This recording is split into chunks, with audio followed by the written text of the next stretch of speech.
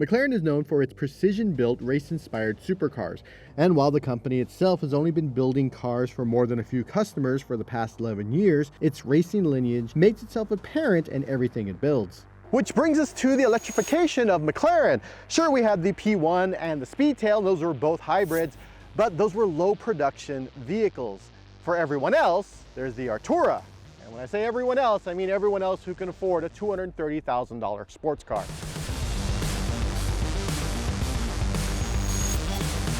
The McLaren Artura is built on a completely new architecture. It is a hybrid, but it's more than that. It's a plug-in hybrid. It's a PHEV, like a RAV4 Prime, but not like a RAV4 Prime, because you can't do this in a RAV4 Prime.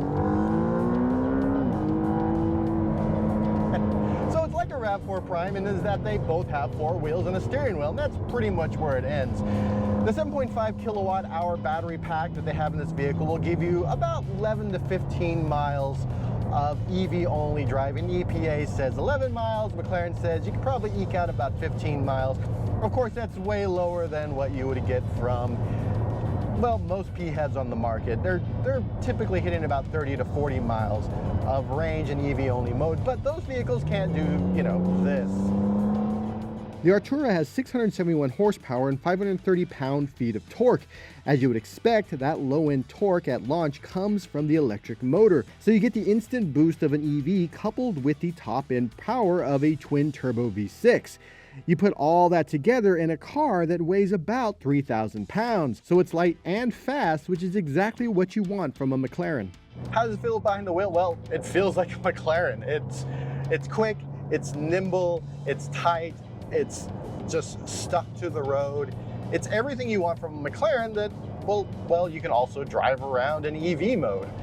And to be honest, that EV mode, that battery pack and that electric motor, they only help this vehicle. You can do 0 to 60 in 3 seconds, which means is that low-end torque that you're getting from the electric motor that's situated between the actual engine and the transmission, it gives you that instant on torque to take off as the motor catches up.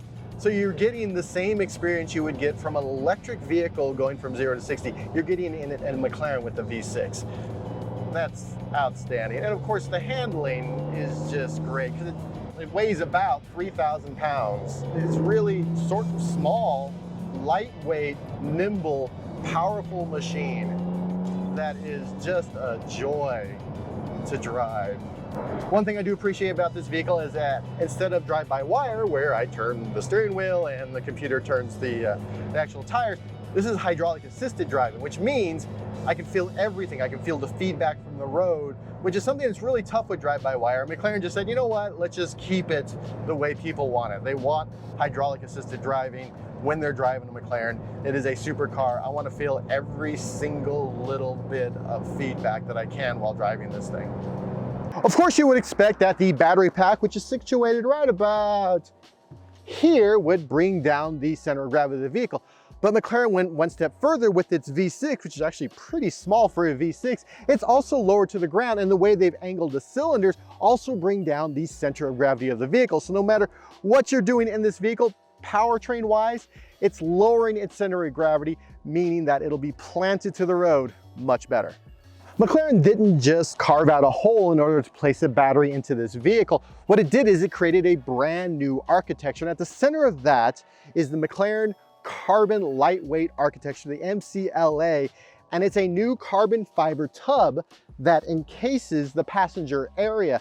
Now, this carbon fiber tub is lighter, it's stiffer, and because it comes from a racing lineage and it's built to protect drivers, is actually safer than most vehicles. McLaren didn't stop with the powertrain when it came to innovating this vehicle. Now, this hood right here, this is regular stamped aluminum. Every automaker does that. But this door panel, this is actually vacuum formed aluminum, so they can get this nice swoop. They get these really nice tight edges, something they really couldn't get from stamping. They vacuum formed, so they heated up the aluminum, they vacuum formed it, and the most interesting part is this giant panel. This is just one giant panel on the back of the vehicle. By doing this, you can use fewer panels, which means you don't have to have as much structure in order to hold the panels in, which means lighter weight, and you don't have panel gaps, which means better aerodynamics. The electric motor propelling the vehicle is situated between the motor and the transmission in the bell housing, so it has a direct connection to the powertrain. Here's a fun little fact. In order to make the transmission smaller, there is no reverse gear in the transmission. Instead, when you put in reverse, it's actually using the EV motor to back you up. On the road, it has, well, 4 modes. Right now, I am in electric mode. When you start up the McLaren, it starts up in E mode. It starts up in electric mode. Right now, I'm in electric mode. It's quiet. You can, of course, put it in comfort mode. When you do that, if you start the vehicle cold in the morning, it'll warm up the engine for about 45 seconds before it engages. So you'll hear the engine warming up while you're still in electric mode, and then once the engine's nice and warm, after about 45 seconds, it'll engage, and then you'll feel that extra power. You also have track mode and sport mode, and track and sport, comfort mode, all those modes you can use the electric and the gas-powered engine, so you're getting sort of the best of both worlds. Electric mode, you can go 11 to 15, maybe 18 miles in electric mode. EPA says 11, and it'll stay in electric mode up to 81 miles an hour. So right now I'm doing 57 miles an hour. I'm in electric mode, and it'll stay in electric mode until I deplete the battery. So there's no like, oh, I got on the freeway at 65, boom, it brings on the engine. Nope, I'm just gonna hang out in electric mode for a little while. Charging the battery, you can either plug it in at night, or you can allow the V6 engine to charge the battery. Now it does that automatically. There's an automatic mode where it just sort of figures out like, oh, I'm gonna charge the battery here, I'm gonna charge the battery there. Or you can put it on max mode and it'll just start charging the battery. Even if you're just cruising in comfort mode, you can feel the engine turn up just a little bit in order to feed energy back to that battery pack. And of course, like any good McLaren, it has launch mode. So we're out in the middle of nowhere, literally no one around. Here we go. The in-car tech, I'm a really big fan of this display. This display cluster is actually really quite nice. It's bright, it's easy to read. It's not too busy, but it still has a ton of information. It can give you as much or as little information as you really want. Over here, the infotainment system is, well, it's housed in an 8-inch display touchscreen.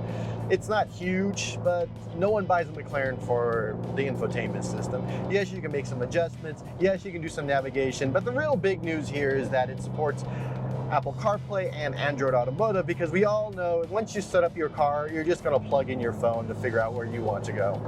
One feature that's new on, well, any McLaren is adaptive cruise control. You know, the thing where you can set your cruise control to 70. If you get stuck behind somebody, they're doing 60, you'll slow down to 60. That's on this McLaren. When you're stuck on the interstate, you can use adaptive cruise control. It does have lane keeping assist, which is essentially just telling you, hey, you're exiting your lane, but there is no lane keeping, like centering. The McLaren will not drive for you. It will not steer the vehicle for you. If you buy a McLaren, you're steering a McLaren.